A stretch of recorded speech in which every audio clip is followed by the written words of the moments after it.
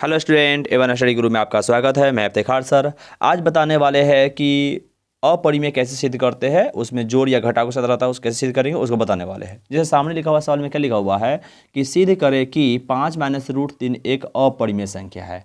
ये हमें सिद्ध करना है। इसको सिद्ध करने के लिए क्या करें, सबसे पहले हल लिखेंगे और जो दिया हुआ रहेगा पहले उसको परिमेय संख्या मानेंगे, लेकिन थोड़ा सा भाषा बदलेंगे। यदि संभव हो तो माना कि 5 - √3 एक परिमेय संख्या है। एक क्या है? परिमेय संख्या है। संभव क्यों मानते हैं? संभव मानने का मतलब होता है रियल तो ये अपरिमेय, लेकिन संभावना दर्शाते हैं कि हम मान लिए कि ये क्या है? परिमेय संख्या है। परिमेय संख्या जैसी हुआ तो परिमेय का रूप क्या होता है कि परिमेय संख्या जो भी हो किसके बराबर होगा? P/Q के। तो यहाँ लिख दिए कि 5 - √3 बराबर P/Q है। अथवा भाषा लिखना होगा कि जहाँ P तथा Q क्या है? P तथा Q पूर्णांक संख्या क्या है? पूर्णांक संख्या है या कोई पूर्णांक है, ऐसे लिख सकते हैं, या पूर्णांक सीधे है।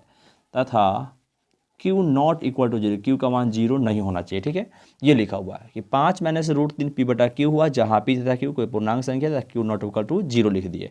अब क्या कि जब ये P/Q हो गया तो इसका मतलब क्या है कि 5 भी P/Q होगा और √3 भी P/Q होगा। जोड़ रहे घटा और उससे कोई फर्क नहीं पड़ेगा।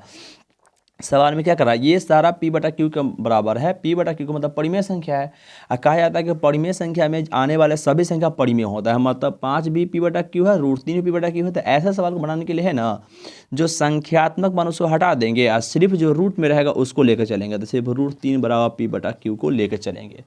सवाल को बनाएंगे आगे। √3 को क्या लिखेंगे? दोनों तरफ वर्ग करने पर लिखेंगे भाषा में। दोनों तरफ वर्ग करने पर इधर वर्ग करेंगे तो √3 का स्क्वायर क्या हो जाएगा? √3 का स्क्वायर कर देंगे, इधर हो जाएगा P/Q के स्क्वायर। √3 के स्क्वायर 3 और P के स्क्वायर Q का स्क्वायर Q स्क्वायर 3 बराबर P स्क्वायर रहने देंगे। Q स्क्वायर को 2 बार लिखेंगे, Q लिखेंगे। Q को इधर लाएंगे ना तो 3Q बराबर हो जाएगा P स्क्वायर Q। ये सवाल आ गया।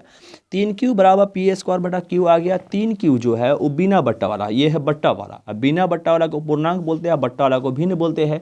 तो यहाँ भाषा लिखेंगे कि चूंकि 3Q एक पूर्णांक संख्या है। एक कौन संख्या है? एक पूर्णांक संख्या है, कोई भिन्न नहीं। भिन्न का मतलब बट्टा नहीं है, भिन्न नहीं।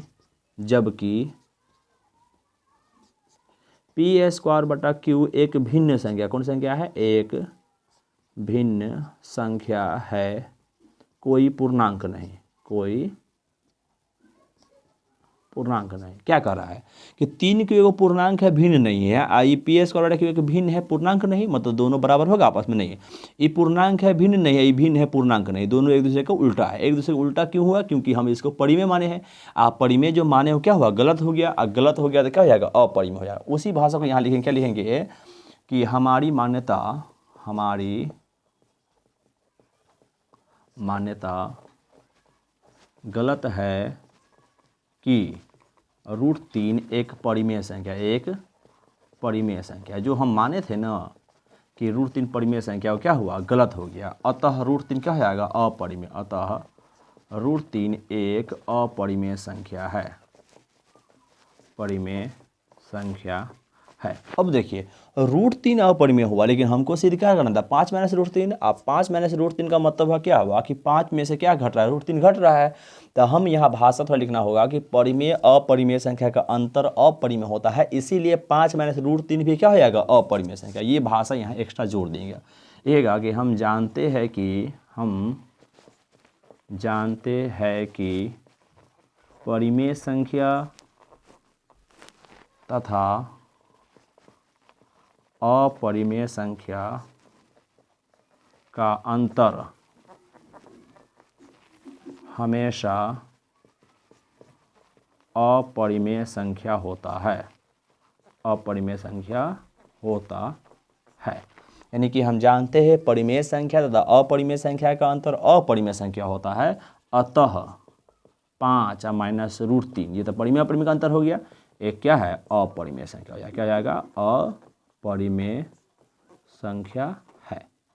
यानी कि परिमेय अपरिमेय अपरिमेय होता है, या 5 में से √3 घट गया तो ये हो गया अपरिमेय। आज जो क्या हुआ? प्रूव्ड हो गया। क्लियर है? यदि आपको समझ में आ गया हो तो लाइक जरूर कर दीजिए। जो व्यक्ति नए हैं सब्सक्राइब भी कर दीजिएगा। तक ना।